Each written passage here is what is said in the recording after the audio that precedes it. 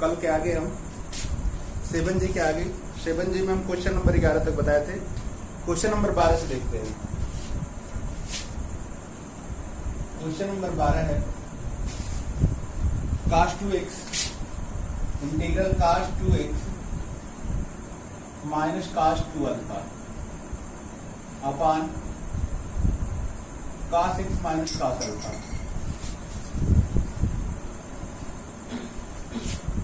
dx। तो cos 2x का cos वाला सूत्र लिख देते हैं 2 cos square x minus 1। cos 2 alpha का भी 2 cos स्क्वायर अल्फा माइनस 1। नीचे वाला जम करते cos x minus cos alpha dx। अब ब्रैकेट तोड़ देते हैं 2 cos square x minus 1 minus 2 cos square alpha plus 1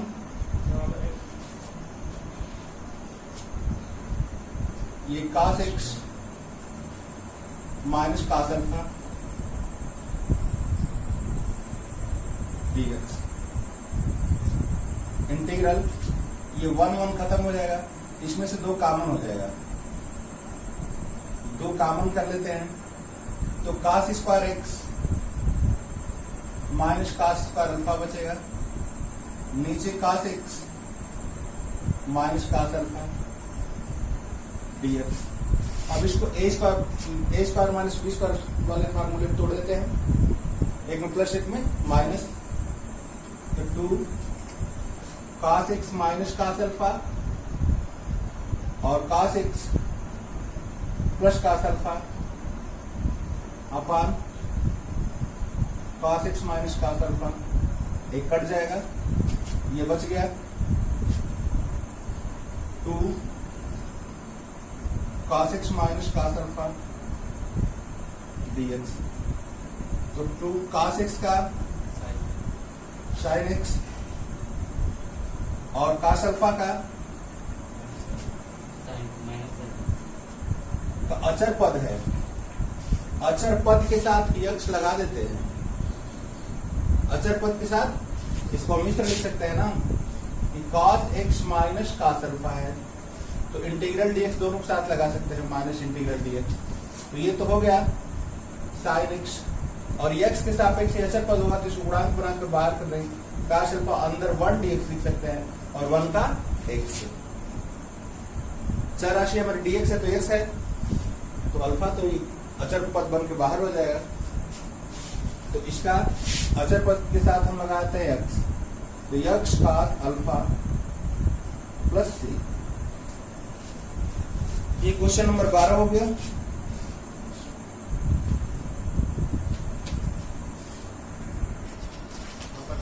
हाँ, क्वेश्चन नंबर इसमें हम यहाँ पर प्लस था और हम माइनस लिख दिए हैं। क्वेश्चन नंबर 13 देखते हैं।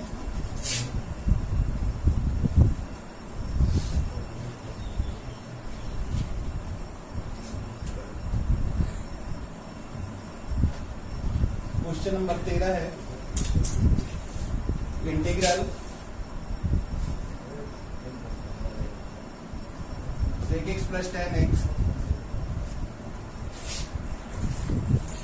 क्वेश्चन नंबर 13 देखते हैं। Integral sec x plus tan x upon sec x minus tan x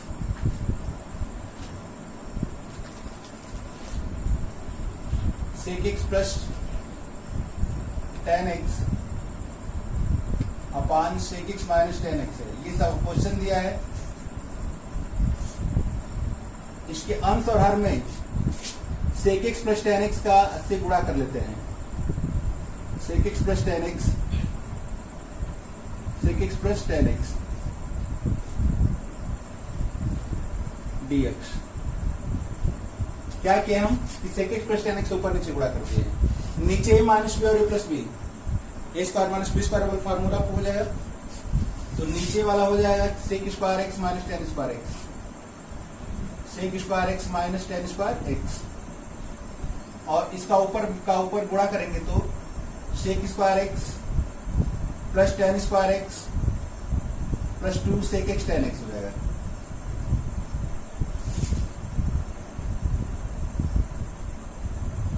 और sec square minus tan square का मान -1 होता है केवल।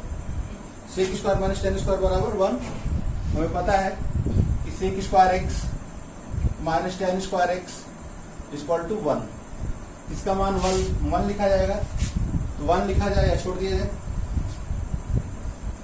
सेक स्क्वायर एक्स और टेन स्क्वायर को हम सेक स्क्वायर एक्स माइनस 1 भी लिख सकते हैं इसको। 2 सेक एक्स टेन एक्स अपान 1 लिखा जाए या छोड़ दिया जाए dx। ये दोनों जोड़ देंगे तो 2 sec square x plus 2 sec x tan x और -1 को हम लास्ट में लिख देते हैं। 2 सेक स्क्वायर का समाकलन tan x plus 2 sec x tan x का सेक एक्स और 1 का एक्स प्लस c। ये हमारा आंसर हो जाएगा। क्वेश्चन नंबर 14 देख लेते हैं। 14 नंबर क्वेश्चन है कि integral sine cube x cos cube x dx। तो साइन क्यूब को हम लिख देते हैं sine x into sine square x cos cube x dx। केवल इसको दो पार्ट में तोड़ दिए हैं। साइन एक्स और इसको हम लिख देते हैं कि 1 माइनस कास स्क्वायर एक्स और ये cos cube x dx। Sine x इसको हम अंदर गुणा कर देते हैं, तो गुणा करेंगे तो 1 में गुणा होगा तो काश क्यूब एक्स, इसमें गुणा करेंगे तो काश टू द पावर 5x। और ये साइन एक्स को हम इधर भी लिख सकते हैं, गुणा है तो किधर भी लिखा है, साइन एक्स इधर लिखा है या उधर लिखा है, कोई अंतर नहीं पड़ेगा। तब हम मान लेते हैं कि माना t बराबर काश एक्स, तो dt अपॉन dx बराबर माइनस साइन एक्स। मानते ही तो अवकलन करते हैं, काश गुणा कर देते हैं, तो sine x dx equal to minus dt। तो साइन एक्स dx को हम क्या लिखेंगे, यदि x वाला पद t में हो गया है तो dx वाले पद को भी dt में होना चाहिए, क्योंकि x नहीं होना चाहिए। तो इसको हम क्या लिखेंगे, माइनस dt। माइनस बाहर करते हैं dt। अब इसको हम क्या माने हैं, काश को t माने हैं, तो t पर 3 हो जाएगा, ये t पर 5 हो जाएगा। अब क्या करना है, एक यहाँ जोड़कर बटा में लिख देना है, तो माइनस t पर 4 अपान 4 माइनस t पर 6 अपान 6 प्लस t। अब t का मान वापस करते हैं, माइनस की ब्रैकेट तोड़ेंगे तो माइनस काश टू द पावर 4x अपान 4, ये माइनस में plus cos to the power 6x upon 6 plus c। ये हमारा आंसर हो जाएगा। क्वेश्चन नंबर 15 देखते हैं।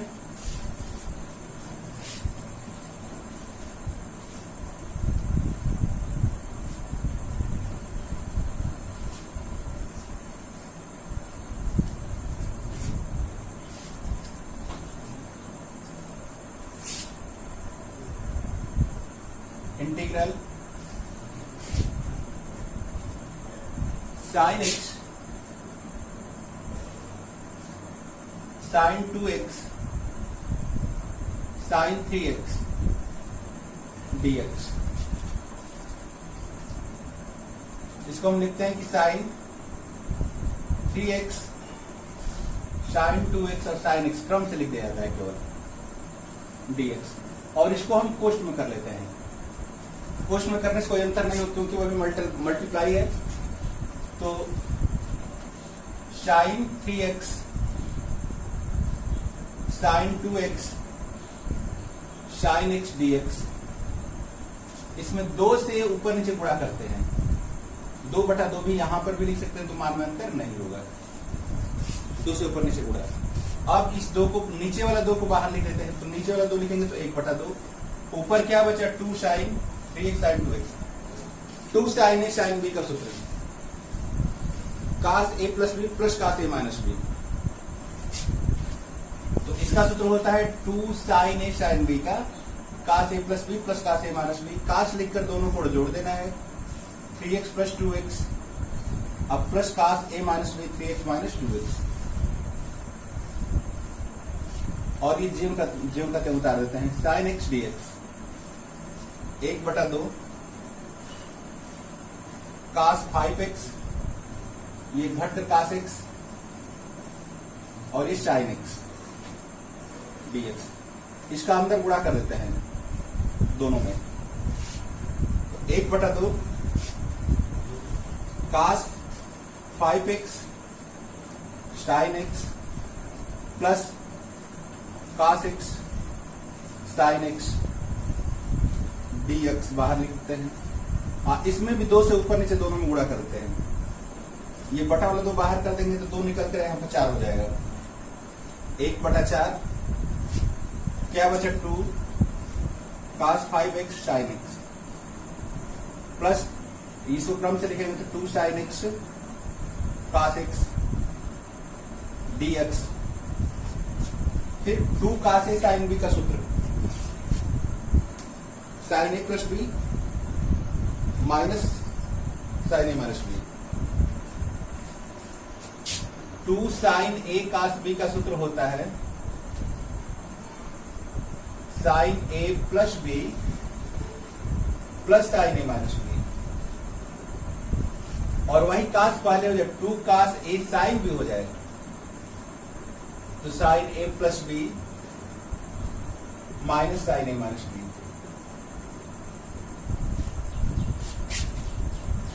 तो 1/4,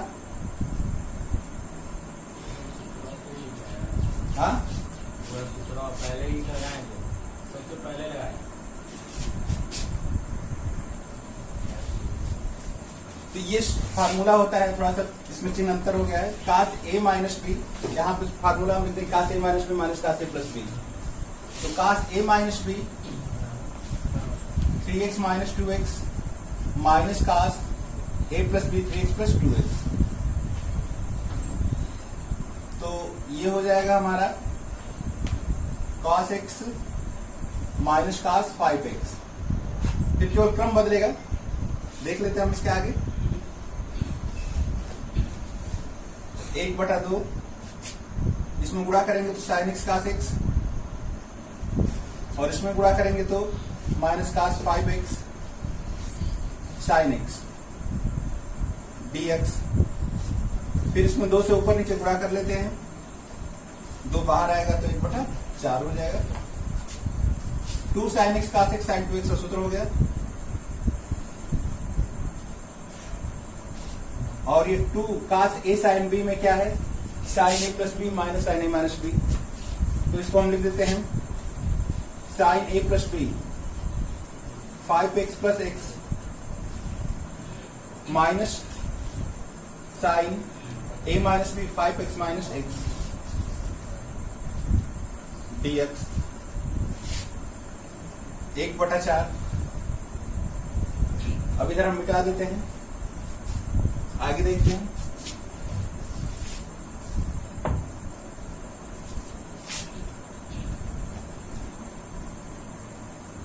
एक बटा 4 इंटीग्रल sin 2x, ये माइनस sin 6x हो जाएगा, माइनस sin 6x, और ये माइनस माइनस प्लस हो जाएगा, plus sin 4x dx। 1/4 sin x, sin 2x का क्या हो जाएगा, cos 2x, और डायरेक्ट करते हैं तो x का गुणांक बटा में डाल देते हैं, sin का माइनस cos 2x। इंटीग्रल क्या है हमारा कि sin x dx equal to minus cos x। तो x का कोण तो वही रहता है, कोण कभी नहीं बदलता है। यदि डायरेक्ट करते हैं तो x का गुणांक एक्स गुणांक यहाँ पर क्या है, एक है तो एक पड़ेगा, दो है तो दो पड़ेगा, तीन है तो तीन पड़ेगा। तो एक्स का गुणांक 2 बटा में चला आएगा, माइनस इसका माइनस का 6 तो माइनस माइनस प्लस हो जाएगा, कास 6x कोण का गुणांक बटा में आ जाएगा, minus cos 4x upon 4 plus c, चाहे तो 1/4 का अंदर गुणा भी कर सकते हैं, हमारा आंसर हो जाएगा।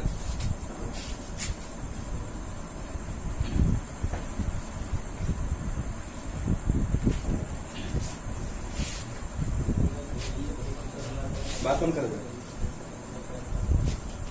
क्वेश्चन नंबर 15 देख लेते हैं। 17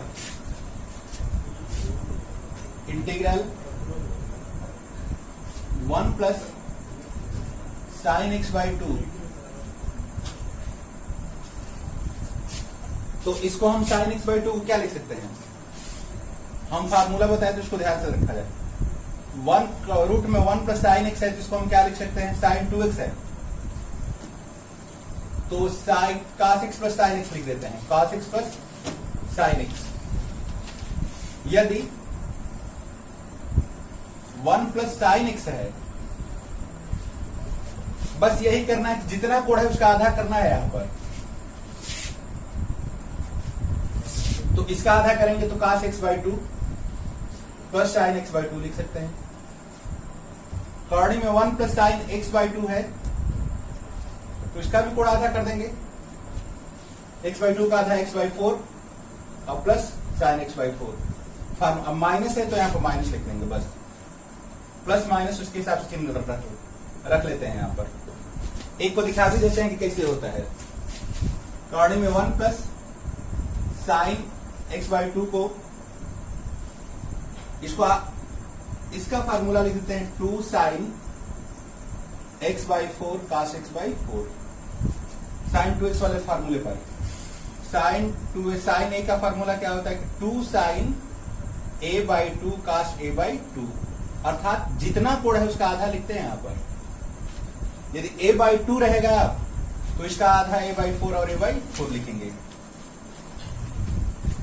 तो साइन x बाई 2 का formula 2 sine x by 4 cos x by 4, और 1 को हम क्या लिख सकते हैं उसी के हिसाब से, cos square x by 4 plus sine square x by 4। कोण तो कुछ भी रख सकते हैं, कोण इसी के हिसाब से रखते हैं हम, x बाई 4 है तो a square plus b square plus 2ab, a plus b का होल वर्ग, अर्थात इसको हम चाहें तो cos x by 4 plus sine x by 4, कॉर्डी में उसका होल वर्ग लिख सकते हैं, और होल वर्ग से कॉर्डी खत्म हो जाएगा। तो इसका मान क्या हो जाएगा कि cos x by 4 plus sine x by 4 dx। अब cos का इंटीग्रल क्या होता है, साइन कोण तो वही रहता है, कोण नहीं बदलता x बाई 4, और x का गुणांक किसमें क्या है, cos x बाई 4 में x का गुणांक क्या है, 1/4 गुणांक होगा, तो गुणांक बटा में डाल देते हैं 1/4।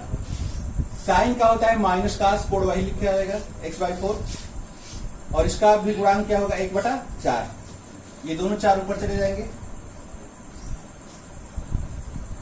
तो 4 sine x by 4 minus 4 sine x by 4 plus g, ये हमारा आंसर हो जाएगा।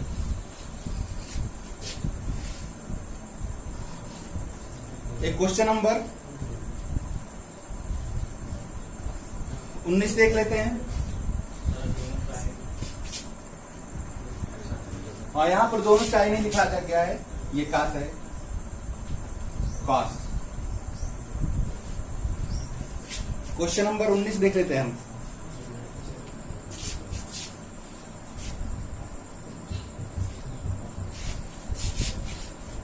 क्वेश्चन नंबर 19 है integral cos x upon 1 plus cos x dx।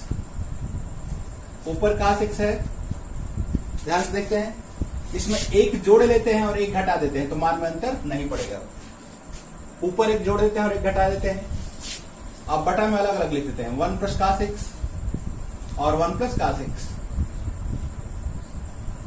dx। ये कट कर एक हो जाएगा, integral 1 minus 1 1 plus cos x का यहां पर सूत्र लिख देते हैं, 2 cos square x by 2 minus 1 dx, integral 1 खत्म हो जाएगा, 1 माइनस 1 बाई 2, इस cos स्क्वायर को ऊपर ले जाएंगे तो सेक स्क्वायर हो जाएगा, sec square x by 2 dx, 1 का समाकलन x माइनस 1 बाई 2 गुणा सेक स्क्वायर क्या होगा 10, कोड तो वही लिखा जाएगा, और x का गुणांक किसमें क्या होगा x बाई 2, 1 बटा 2, 1 बटा 2 बटा में चला जाएगा, ये कट जाएगा, 2 से 2 कट जाएगा, तो ऐसे भी कटा सकते हैं, तो x minus 10x by 2 plus c।